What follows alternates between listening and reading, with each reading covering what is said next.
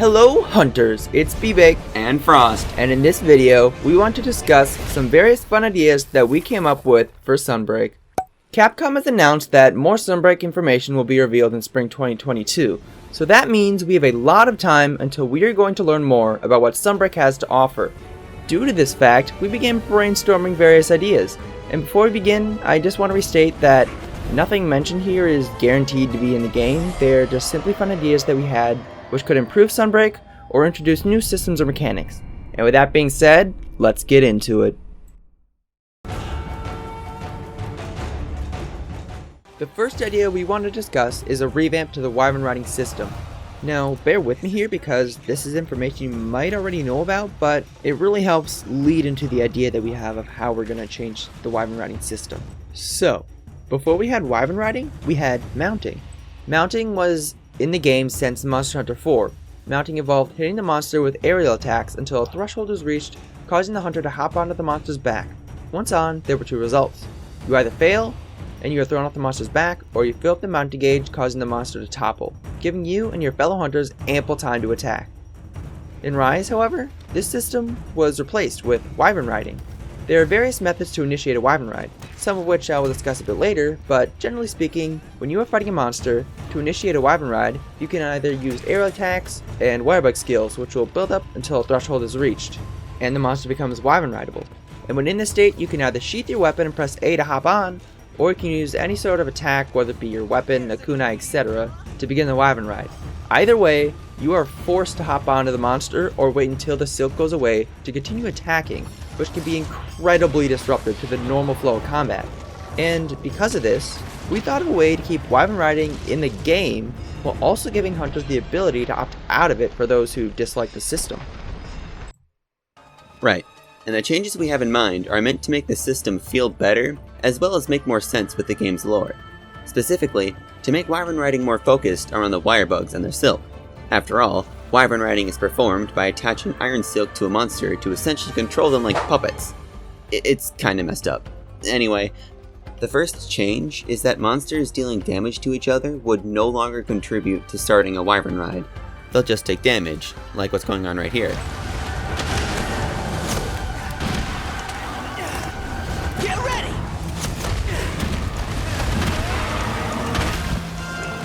Along with this change, we would also make turf wars unable to start a Wyvern ride. It doesn't make any sense why the loser of the turf war then becomes Wyvern rideable, because then the hunter will just beat up the winner using the losing monster.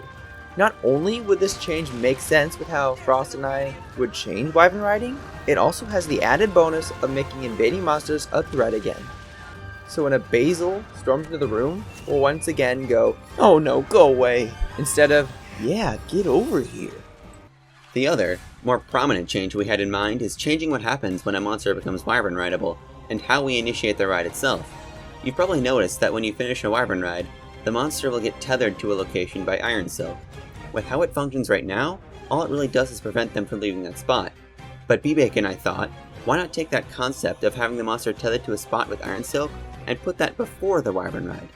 Basically, hitting a monster with aerial attacks and silk bind attacks will build up silk on that monster until there is enough to bind it. When the threshold is met, special Wirebugs fly out of the hunter that dealt the damage to go and tether the monster. This triggers a special animation of the monster, where it looks around at the Wirebugs for a second or two before getting tethered by them to the ground for 5 to 10 seconds. When this happens, hunters can do one of two things.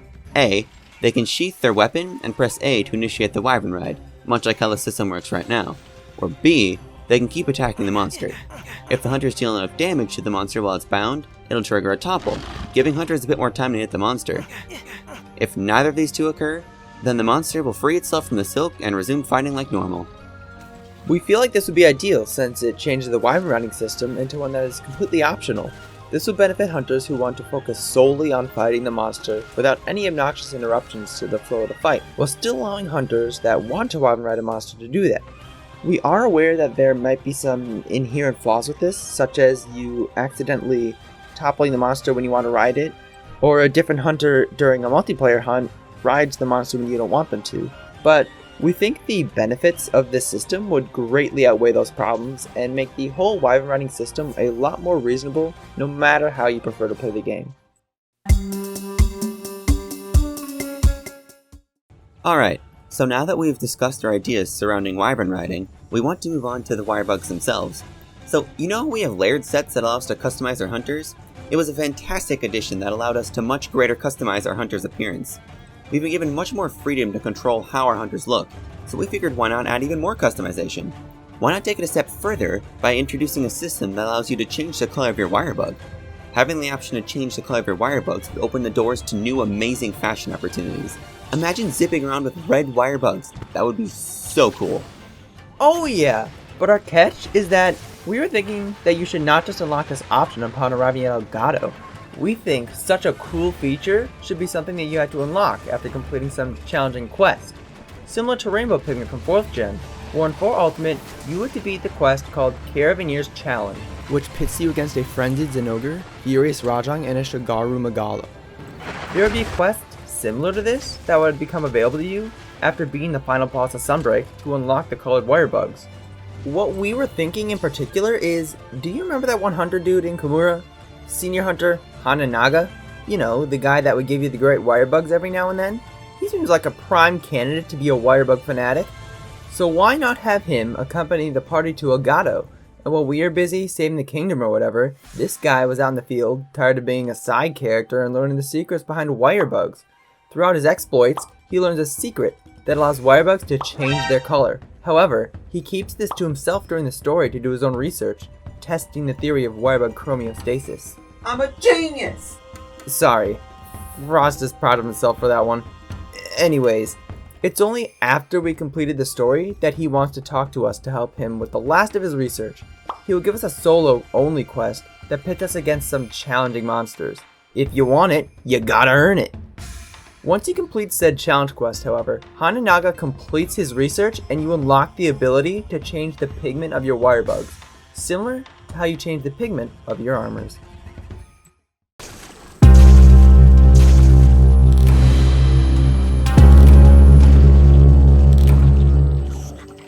Alright, this next idea involves taking an old mechanic and revamping it to fit in with Rise, as well as the monsters that have been shown for Sunbreak.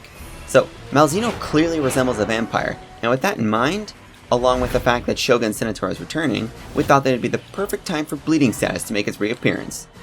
Now, a lot of you probably already know what the bleeding status is, but for those of you who don't, let's have the Guild Marm tell you about it.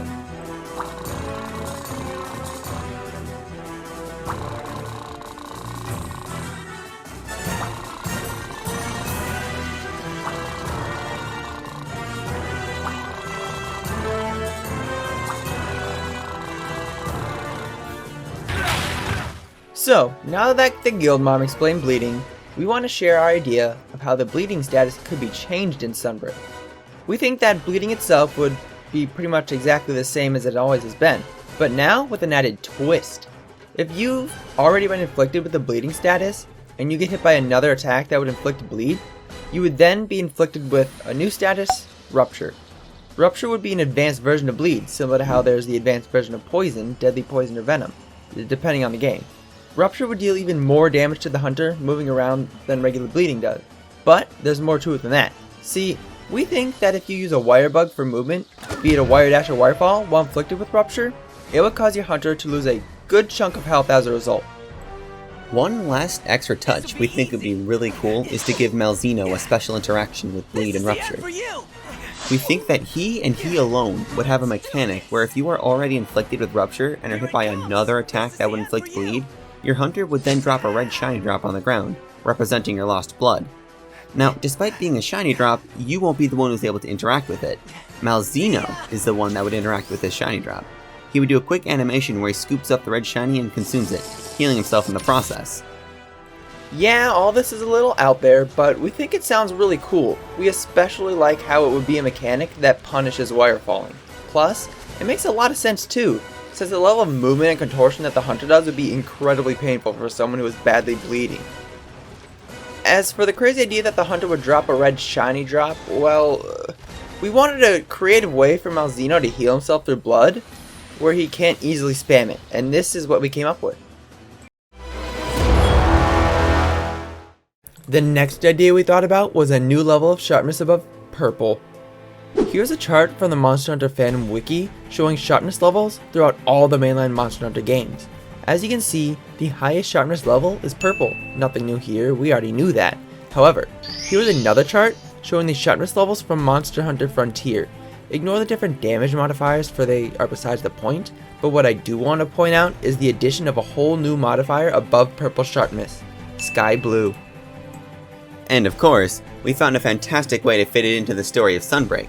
As many of us know, Rondine isn't just a simple trader. Her true identity is a knight of her kingdom, Elgato.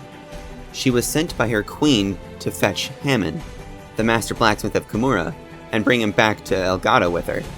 So with that in mind, we already know that we're going to Elgato at some point during the story in Sunbreak, and I doubt we'll be going there alone. Hammond would almost certainly be one of the Kimurans that accompany us to Elgato, and when he comes along with us, his apprentice, Mahaba, would take over his position as a blacksmith in Kimura. Now, we don't know the specifics as to why Hammond was needed, but it makes sense to us that the secret to unlocking Sky Blue sharpness is Hammond's expertise and Kimura's Tatara steel, combined with the resources available at the Royal Kingdom of Elgato. Now, with all that said, I want to explain why we think that this could be added to Sunbreak.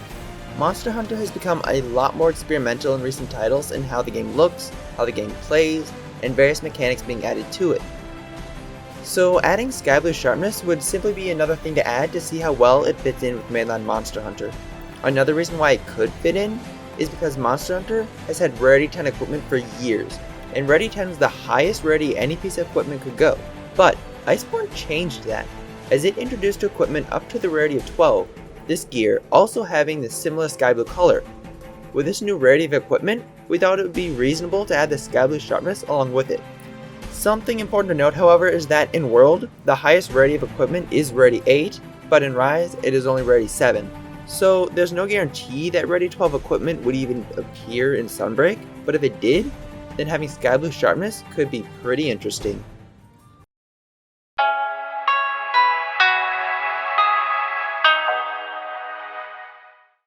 The final idea that I thought about sparked from Lunagaron, actually, specifically how it is likely based off of a werewolf.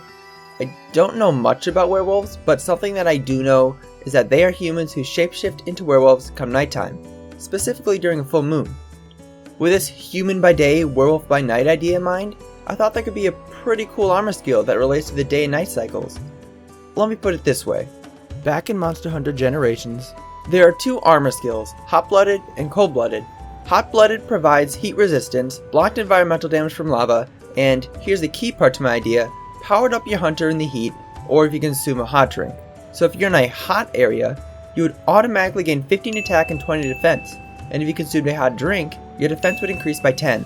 These effects stacking. Cold-Blooded does essentially the same thing, but it provides cold resistance and powers you up in the cold or if you consumed a cool drink. You gain 15 attack and 20 defense in a cold area, and 5 attack if you consume a cool drink. These also stack. Now in Rise, environmental effects along with hot and cool drinks are not in the game, so naturally, neither are hot-blooded and cold-blooded. However, what if instead of giving stats based on being hot or cold, there was an armor skill that granted stat bonuses depending on the time of day? So, based off the idea of a werewolf, for example, during the day you would gain a flat increase to your defense stat to symbolize the idea that a person who can shapeshift into a werewolf is likely to try and conceal it. They have to be more defensive in the day. Come nighttime, however, you would lose that defense stat and instead be granted with a flat increase to your attack to symbolize that during the night, werewolves come out to hunt.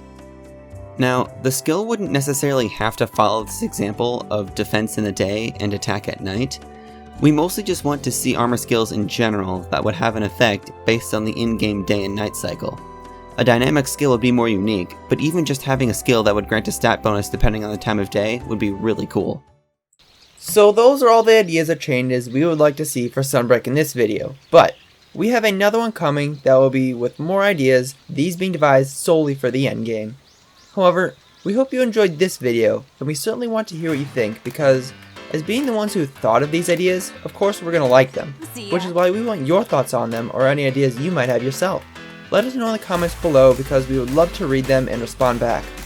And with all that being said, say it, Frost. Be cool, stay frosty.